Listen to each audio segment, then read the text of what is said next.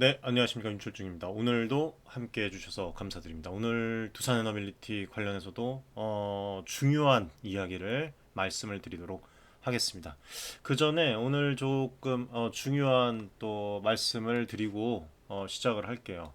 지금 제가 이 두산에너빌리티를 처음에 이제 채널에서 말씀드렸던 시점이 1년 이제 다 돼가요. 아직 1년 다 되진 않았습니다. 당시에 주가가 2만 원 전후였죠. 지금은 이제 6만 원을 넘어섰습니다. 뭐 이런 흐름을 가져오면서 많은 분들께서 이제 방송을 하고 나면은 여기 이제 댓글에 축하해 주시고 뭐 대표님 덕분에 100% 수익을 보고 나왔다. 뭐 도움이 많이 된다. 뭐 이런 이야기들을 되게 많이 해주시는데 이럴 때마다 저 진짜 큰 힘을 받고 참 보람을 느낍니다. 예, 너무 감사드리고 단 여기서 이제 하나 제가 확실하게 짚고 넘어가고 싶은 거는 제 덕분이 아니에요, 사실. 여러분들 저는 그냥 있는 그대로 그리고 이제 제 관점에서 팩트 기반 명확한 그 분석 기반으로 해서 여러분들에게 정보를 드린 것이고 선택은 여러분들이 하신 겁니다. 그래서 이렇게 지금 나와 온 거예요. 좋은 흐름을 가지고 온 거예요. 앞으로도 그럴 것이고. 예, 근데 뭐 이런 그 댓글들을 쭉 보면은 반대로 늘 그렇듯이 자신이 투자하지 않는 어떤 종목의 상승은 부정적으로 보는 시선도 존재해요. 예, 그런 부분들 이제 여러분들 일희일비 안 하셨으면 좋겠고, 뭐 여기 보면은 이제 여러분들도 댓글들을 쭉 한번 보시다가 보셨을지 모르겠지만, 뭐 실적도 안 나오고, 예, 재무제표도 안 좋고, 기대감만으로 오르는 주식이라는 말도 제가 봤는데, 저는 묻고 싶어요. 이런 분들에게 사실. 과연 지금 대한민국 주식시장들이 이 전 세계 주식시장들이 대한민국뿐만 아니라 지금 재무제표만 보고 움직입니까? 그렇지 않죠. 예. 지금 두산에너빌리티는요.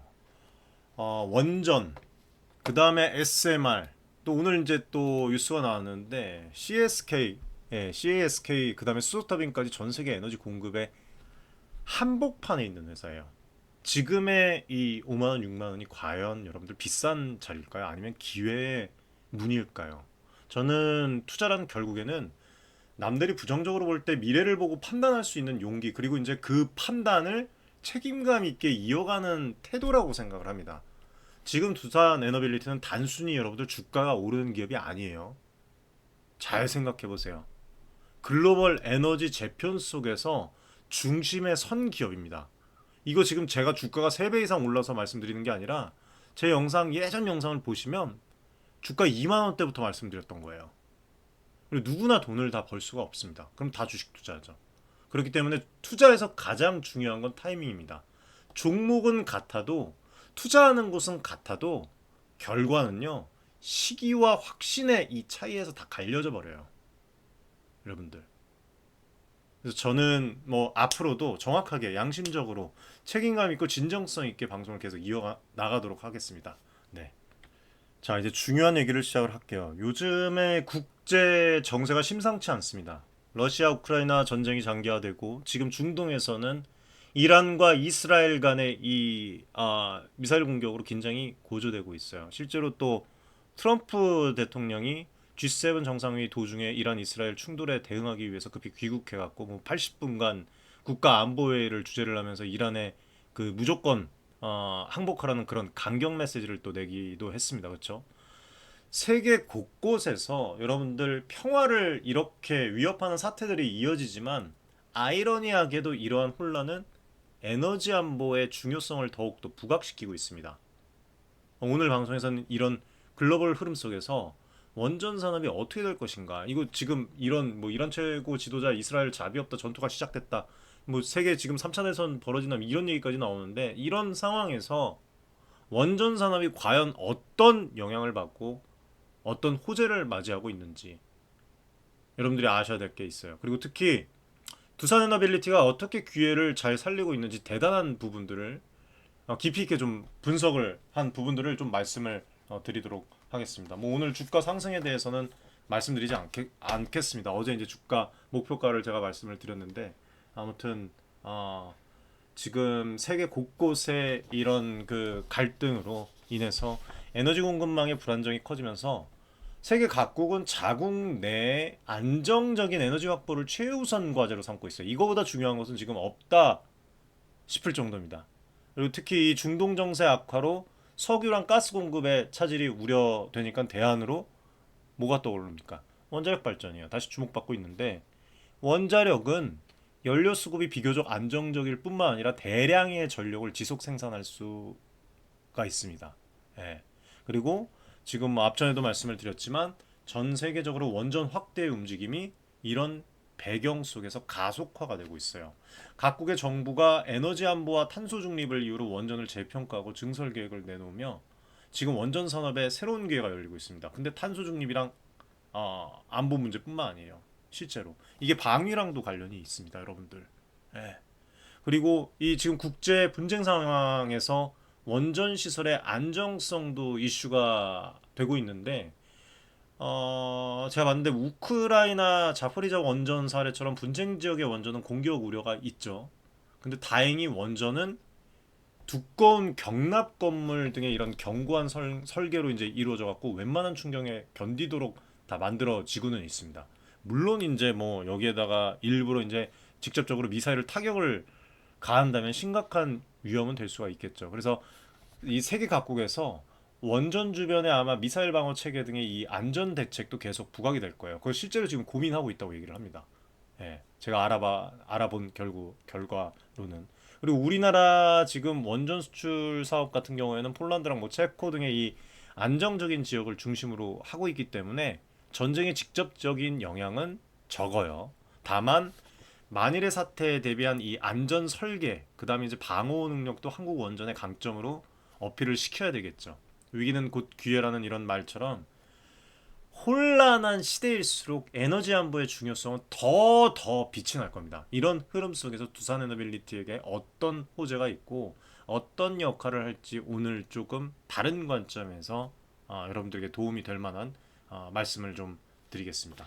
일단 이 미국에서 나온 큰 소식이었죠.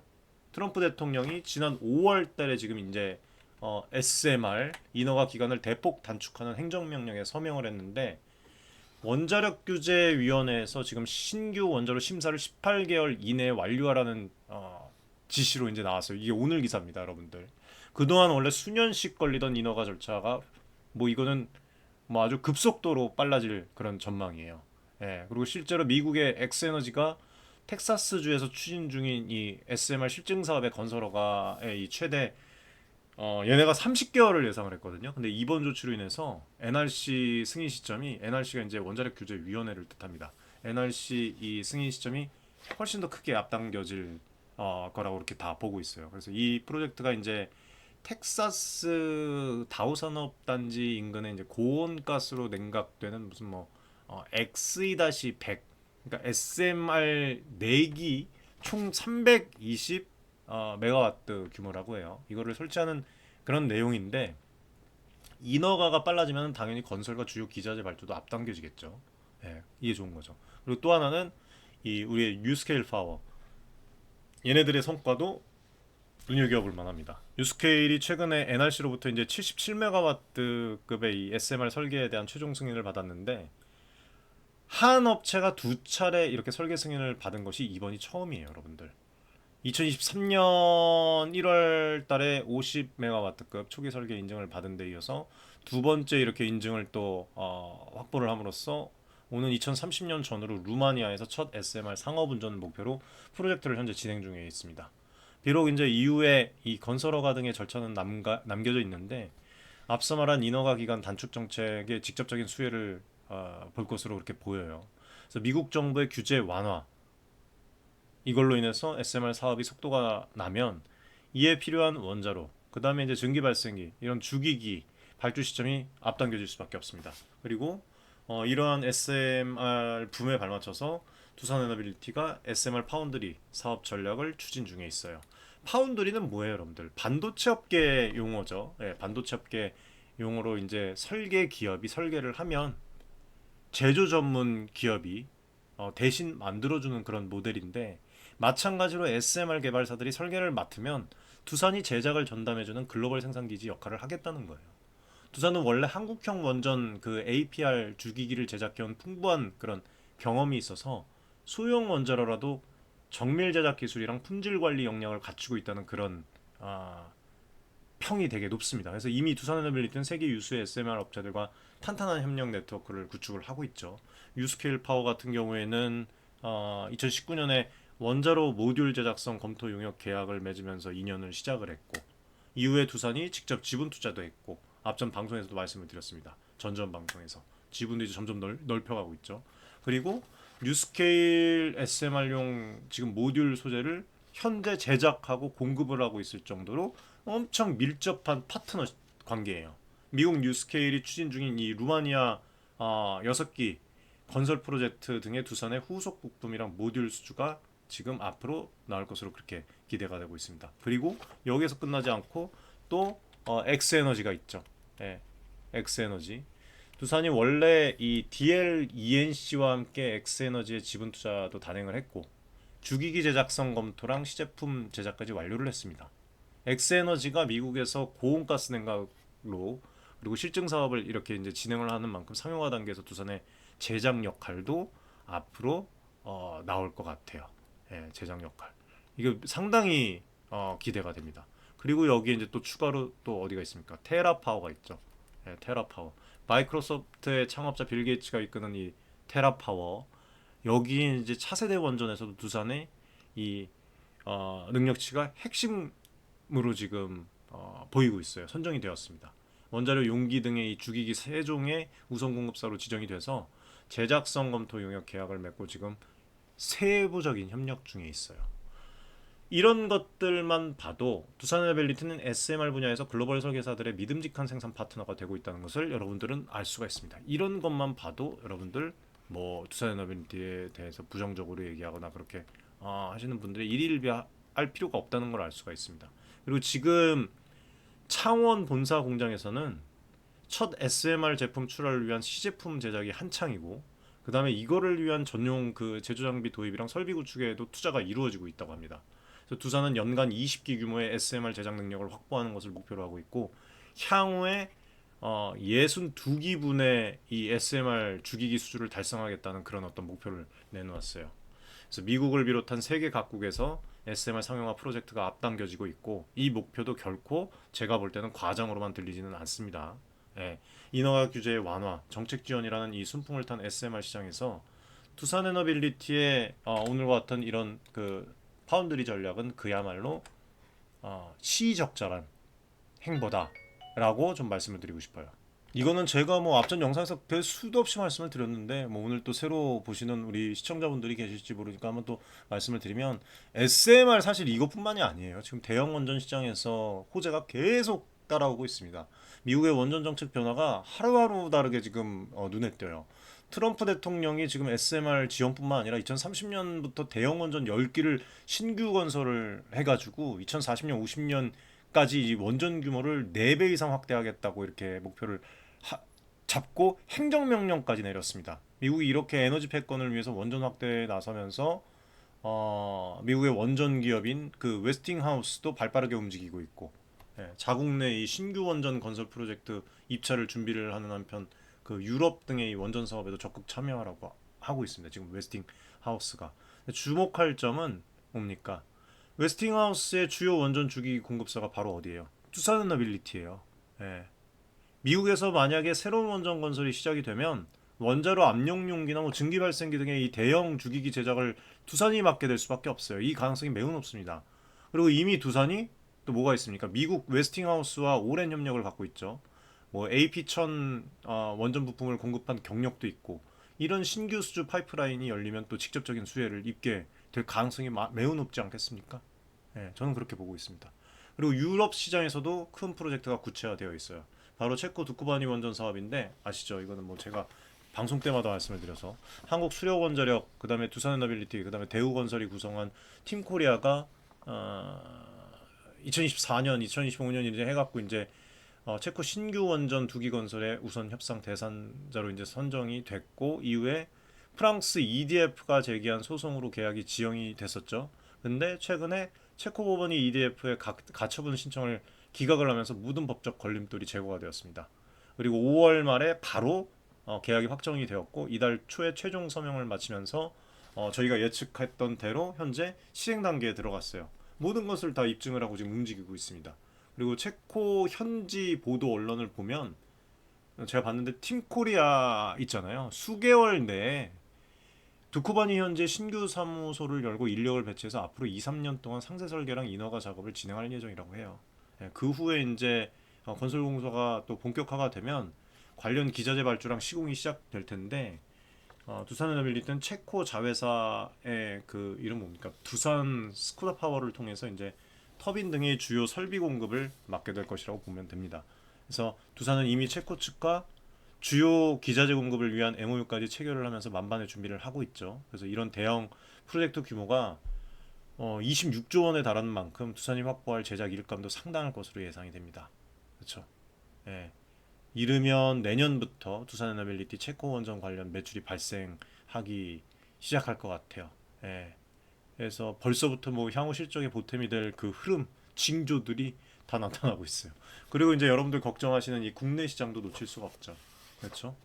지금 보면은 뭐 신한울 3, 4호기 건설을 제기하는 그런 뭐 내용 뭐 나오고 있고 보면 그리고 또 이 프로젝트들이 수년간 중단됐다가 재추진되는 것이어서 이 기자재를 공급할 두산 입장에서 오랜만에 국내 대형 원전 수주를 또 맞이할 수가 있게 됩니다. 정해진 계획대로 진행이 되면 이 신한울 그 3, 4호기도 내년부터 이제 본격 발주가 시작이 돼서 두산에너빌리티의 매출에 기여할 전망이에요. 그쵸? 네. 이것도 이제 보면 될 것 같습니다. 이거는 이제 두산에너빌리티가 자체 개발한 380메가와트급 가스터빈 모델. 이것도 이제 제가 예전에 방송에서 한번 분석을 해드렸던 적이 있죠. 이 밖에도 지금 뭐 한국 팀 코리아 팀으로 보면 폴란드 신규 원전 사업에도 미국 웨스팅하우스와 함께 수주를 추진 중에 있고 체코에서 두쿠바니에서 테물린 원전 2기 추가 건설 사업이 남아 있어서 향후 수주 가능성도 또 열려 있습니다.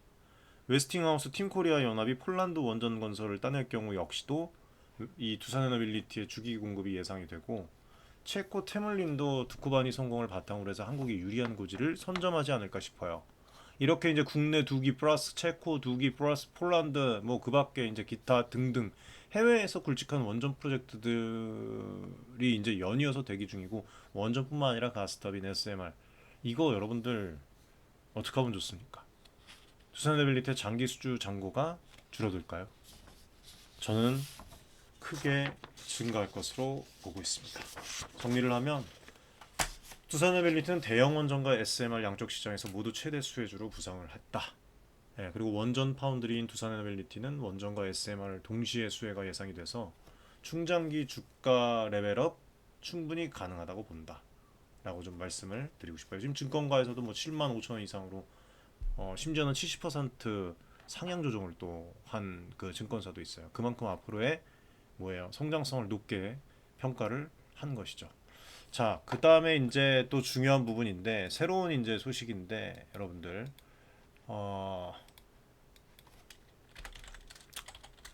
CASK 이거에 대해서 좀 말씀드릴 게 있어서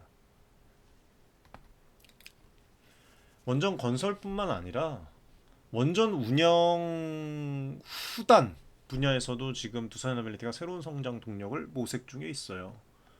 뒤처리 하는 거.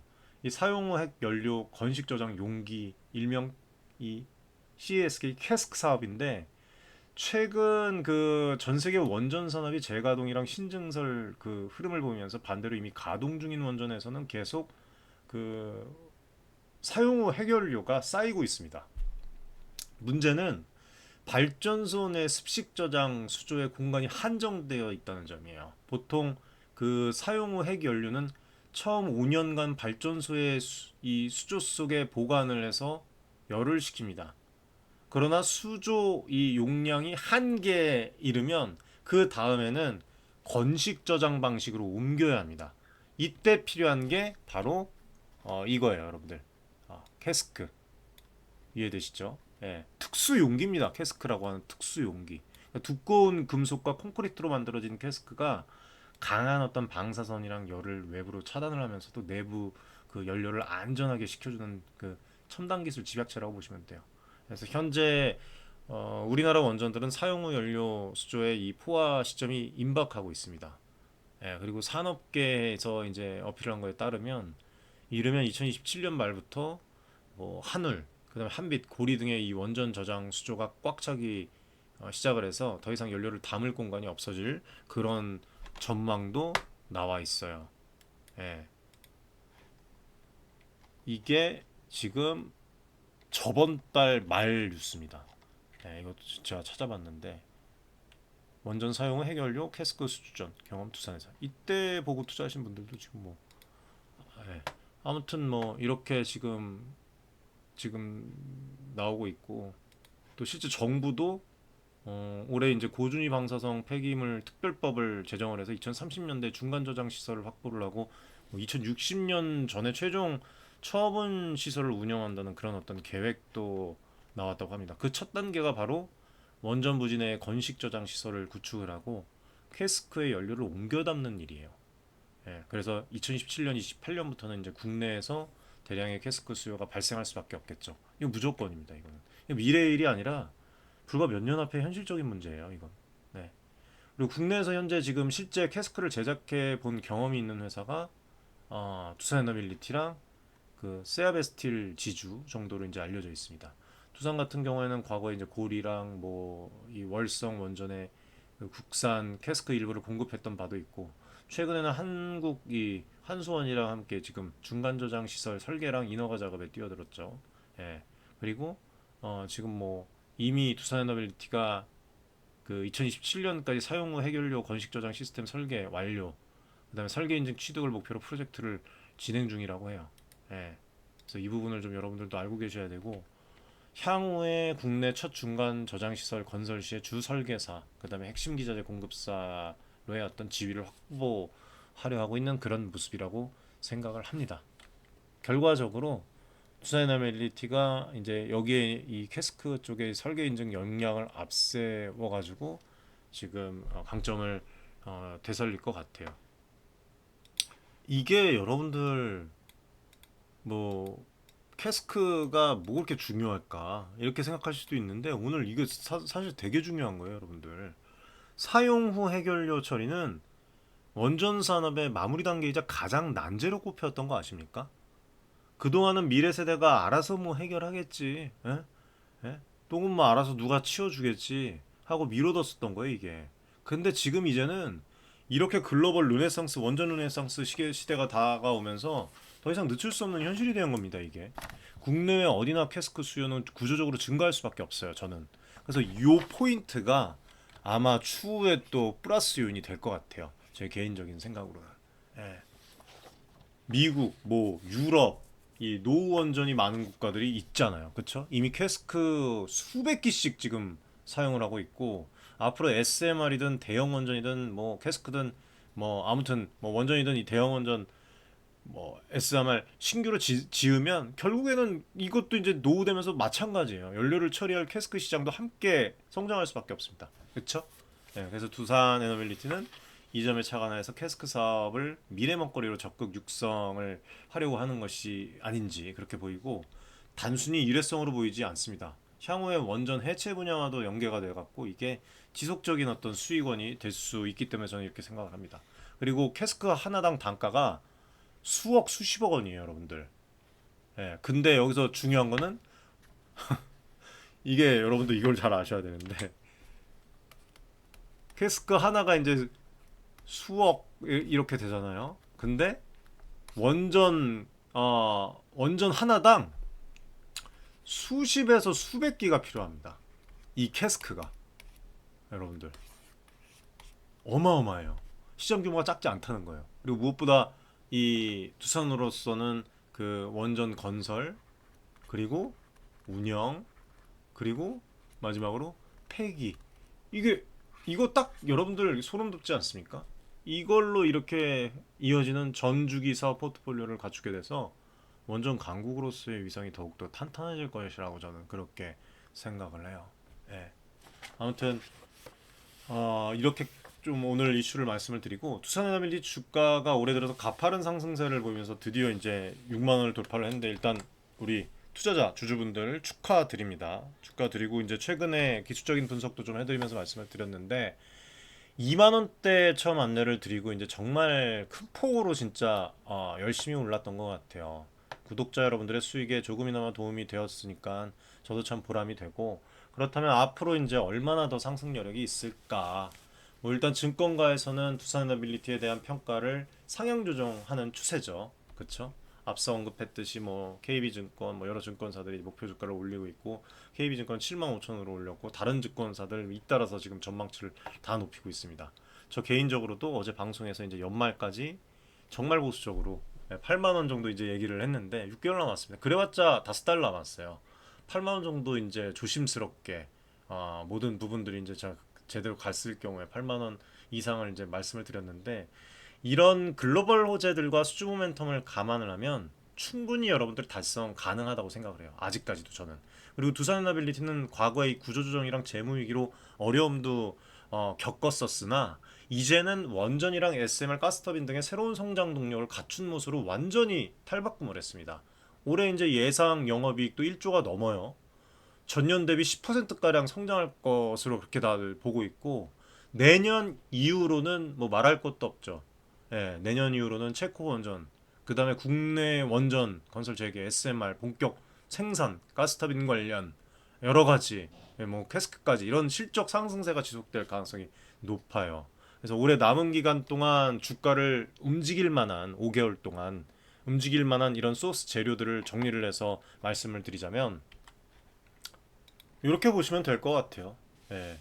일단 체코 쪽의 이 두코바니 원전 같은 경우에는 이미 수주가 확정이 됐죠. 확정이 됐고 폴란드 신규 원전 등의 결과가 또 추가적으로 알파로 폴란드 쪽이 나올 수가 있습니다. 추가 수주 소식은 곧바로 이제 또 어떻게 되겠습니까? 주가에 반영이 되겠죠. 여기까지 말씀드리고 그리고 이제 이 또 유스케일 파워가 올해 중에 이제 추가 SMR 프로젝트 수주를 또 기대를 하고 있는데 이와 관련한 어떤 긍정적인 뉴스들 뭐 미국 내 SMR 건설 계획 구체화라든지 한국 원자력 그 쪽에 이제 뭐 SMR 진전이라든지 이런 것들이 또 SMR 관련들이 또 나오면 투자 심리를 자극할 것으로 봐요. 그리고 또 이제 두산이 SMR 생산 라인 증설에 착수를 하거나 첫 시제품 이제 곧 납품을 하는 그런 모습을 보일 텐데 그런 게 나오면 이정표를 이렇게 달성을 할 때마다 주가 모멘텀이 생길 수가 있습니다. 그 다음에 이제 하반기를 접어가고 있는데 정부가 원전 산업 지원책이나 에너지 안보 정책을 추가로 제대로 이제 픽스를 해서 발표할 가능성도 있죠. 예를 들어서 뭐 SMR 관련이나 가스터빈 관련이나 그리고 방금 오늘 기사화된 이 사용 해결료 관리 계획 구체화나 국회에서도 이게 얘기됐던 걸로 알고 있어요. 제가 알기로는 이런 거 같은 경우에는 두산의 관련 사업이 부각이 되면서 주가에 이것도 긍정적인 그 영향을 줄 수도 있다. 그리고 이제 마지막으로 가장 중요한 게 에너빌리티가 올해 2분기, 3분기 실적에서도 원전 부분의 매출 확대가 예상이 되죠. 그렇죠? 또 이 부채 비율 우리가 걱정하는 이런 것 등의 이 재무 구조가 크게 개선이 되고 있어요. 실제로 그런 만큼 신용등급 상승이나 이자 비용 감소 등의 이런 어떤 그 뉴스, 긍정적인 재무 관련 뉴스도 투자 매력도를 더 플러스 시킬 겁니다. 예, 이렇게 호재거리를 좀 말씀을 드렸고, 물론 여러분들 이제 리스크에 대해서도 말씀을 좀 항상 저는 드립니다. 완전히 없진 않아요. 전 세계적으로 경기 침체 우려나 금리 변동 등이 이제 증시 전반에 영향도 줄 수 있고, 그 다음에 이제 이 이란 이스라엘 이 어디까지 수위가 어디까지 이제 진행이 될 것인지, 그 다음에 러시아 그리고 이제 우크라이나 관련해서 어떻게 이제 진전이 될 것인지 가 이제 좀 증시 전반에 영향을 줄 수 있고 원전 사업은 그리고 이제 장기 프로젝트인 만큼 초기 비용 부담이란 긴 공사 기간에 따른 이 변동성이 있어요. 예. 근데 현재 분위기로는 각국 정부가 정책으로 뒷받침을 하고 있어서 프로젝트 중단 가능성은 낮아 보입니다. 오히려 상황이 어려울수록 에너지 안보 차원에서 계획을 서두르는 경향이 지금 나타나고 있어요. 그래서 두산에너빌리티는 이러한 추세의 한복판에서 꾸준히 성장하지 않을까, 저는 이렇게 생각을 합니다. 여러분들의 생각은 어떠십니까? 아무튼 오늘 이렇게 좀 말씀을 드리고, 어둠이 깊을수록 별은 더 빛난다. 국제 정세가 혼란스러울수록 에너지 안보를 책임질 원전 산업의 가치는 더욱더 빛을 발하지 않을까, 이 말씀을 좀 드리고 싶습니다. 이 참 혼란한 세상 속에서도 탄탄한 기술력과 신뢰를 갖춘 이 기업은 꿋꿋이 제 갈 길을 간다라는 점에서 참 두산에너빌리티를 응원을 하고 싶고, 앞으로 이 국내 원전 산업의 핵심 축으로서 두산에너빌리티의 활약을 좀 기대를 하면서 우리 구독자분들, 개인 투자자분들, 또 성공 투자를 응원하도록 하겠습니다. 벌써 목요일이네요, 여러분들. 네, 오늘 또 함께 해주셔서 감사드리고, 여러분들 이제 제가 채널에 여러 가지 이제 종목들을 방송을 해드리는데 다 보시길 바래요. 투자를 하시지 않더라도 한 번씩 다 보시면 도움 많이 되실 겁니다. 그리고 제 영상은 꼭 시간을 내셔서 처음부터 끝까지 다 봐주셨으면 좋겠어요. 예. 뭐 예를 들어서 어떤 댓글에 보면 이제 대표님 이 ABCD 중에 이 B와 C는 뭐 어떻게 되고 있을 것 같아요? 어떻게 될 것 같습니까? 사실 방송을 보면은 A, B, C에 대한 거를 제가 모두 언급을 할 때가 많거든요. 근데 끝까지 안 보시는 분들이 좀 있는 것 같아요.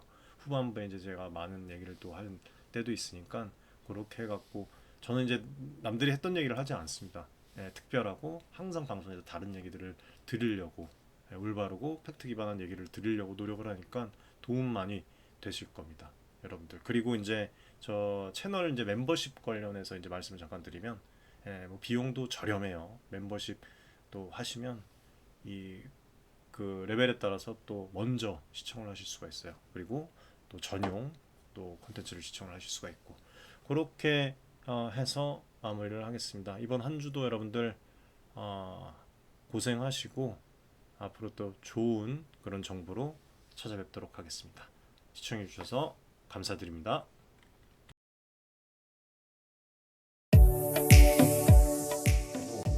많은 지금 개인 투자자분들이 어려움을 겪고 계신 것을 잘 고민이 상당히 크신 것이라고, 투자자 여러분들을 위한 전문적인 필요한 그런 서로 간의 여러분들의 이익을 위한 조치, 우리는 이 생각이 늘 단언컨대 윤철중 기술이 저하고 자산을 증대를 시킬 수 있을 겁니다. 실제로 지금 에코프로 BM, 에코프로 구독자분들 여러분들과 같은 그냥 개인 투자자예요. 네, 개인 투자자고 부탁드리겠습니다.